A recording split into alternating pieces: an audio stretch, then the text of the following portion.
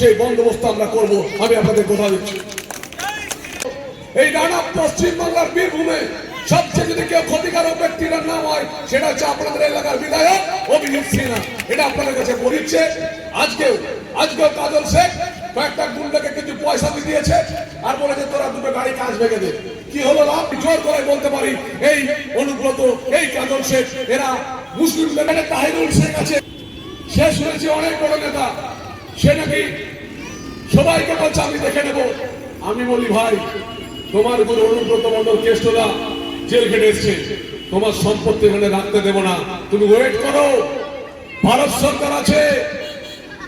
তুমি যদি তাহিরুল, তুমি যদি অনেক নিজেকে বড় মনে করো তাহলে সন্দেশখালীটা মনে রেখো, বিজেপি যা বলে তা করে।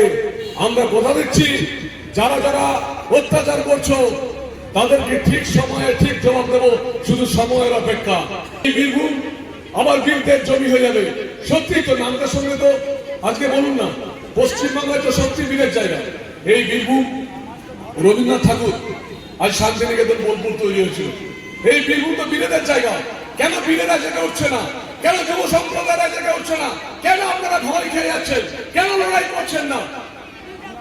এই চোরগুলো চুরি করবে, আপনারা চুপ করে থাকবেন? সবাই বলবেন না না আমি দিচ্ছে। আজকেও কাজল শেখ কয়েকটা গুন্ডাকে কিছু পয়সা দিয়েছে আর বলেছে তোরা দুটো গাড়ি কাজ ভেঙে দে। কি হলো লাভ? আপনারা কেস খাবেন, 15 বছর ধরে কোর্টে যাতায়াত করবে আর ওরা বিদেশে টাকা ইনভেস্টমেন্ট করবে।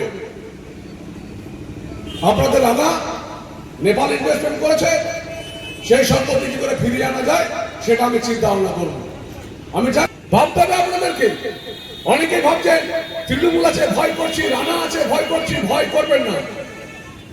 2026 সালে আমি আপনাদেরকে কথা দিয়ে বলছি, তৃণমূলের গুন্ডাদেরকে সোজা করে দেবো, তৃণমূলের গুন্ডাদেরকে সোজা করে দেবো। তাই আমি নিজে দলের কাছে পারমিশন নিয়েছি যে বীরভূমের দায়িত্বটা আমাকে দিন, আমি একটু খেলতে চাই, বীরভূমকে একটু জব্দ করতে চাই। যারা দালালি করছে, যারা চুরি করছে, যারা মানুষকে ভয় দেখাচ্ছে, তাদের সঙ্গে একটু খেলতে চাই।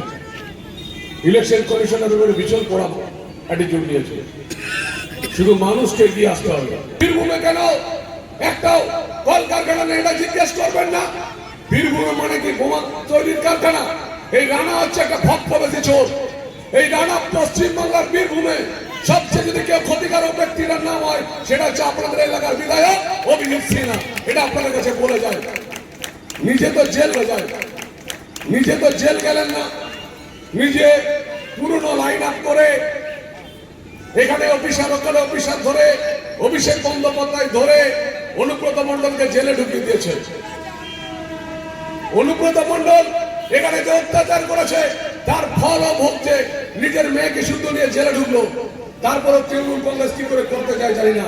আর কাজল শেখ বলে রাখি, এ হচ্ছে বর্তমানের ঔরঙ্গজেব।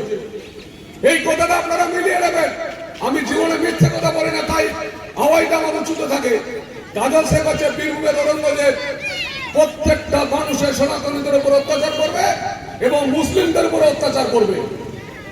আজকে প্রত্যেকটা বালিঘাট থেকে শুরু করে 70%, 50% ছেড়া আজকে জেলা পরিষদের কোনো কাজ নেই। আজকে আপনাদের এখানে যে আমোদপুরে মানুষ হয়েছে, ঠিক সেভাবে মানুষ। আমি আপনাদেরকে বলছি, আপনারা দুষ্কৃতীদের নাম আমাদেরকে জমা দিন।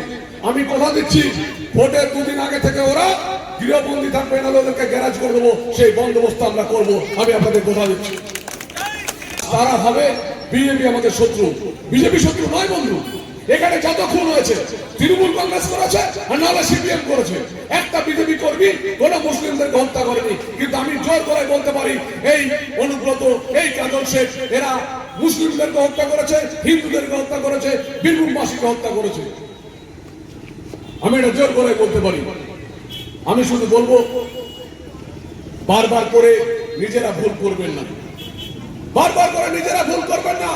আমি আপনাদেরকে বলছি, এখান থেকে আমাদের 11টার মধ্যে 8-9টা বিধায়ক দিন। আমরা এখানে রাজপথ কারখানা করার জন্য যে লড়াই করে করবো, কারণ আমিও রাঢ় বাংলার ছেলে, আমিও বীরভূমকে ভালো।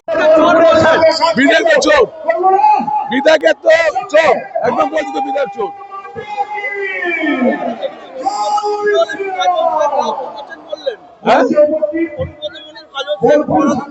এরা বীরভূম থেকে জ্বালিয়ে রেখেছে, বীরভূমে যত খুন হয়েছে সেগুলো তৃণমূল কংগ্রেস করিয়েছে এবং তৃণমূলের কংগ্রেস এই বীরভূমের বীরদের মেরুদণ্ডটাকে ভেঙে দিয়েছে।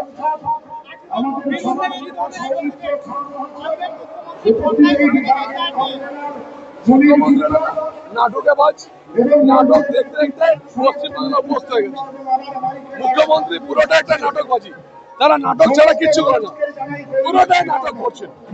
উনি ওই ওয়াই চ্যানেলে বসবেন না, নাটক করবেন।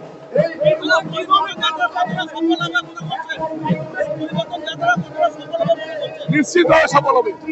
আপনারা দেখুন, ক্যামেরা দেখান, জনজোয়ার তৈরি হয়েছে। আমরা খেলবো, ওরা দেখবে। ইলেকশন কমিশনার খেলবে আর ওরা দেখবে।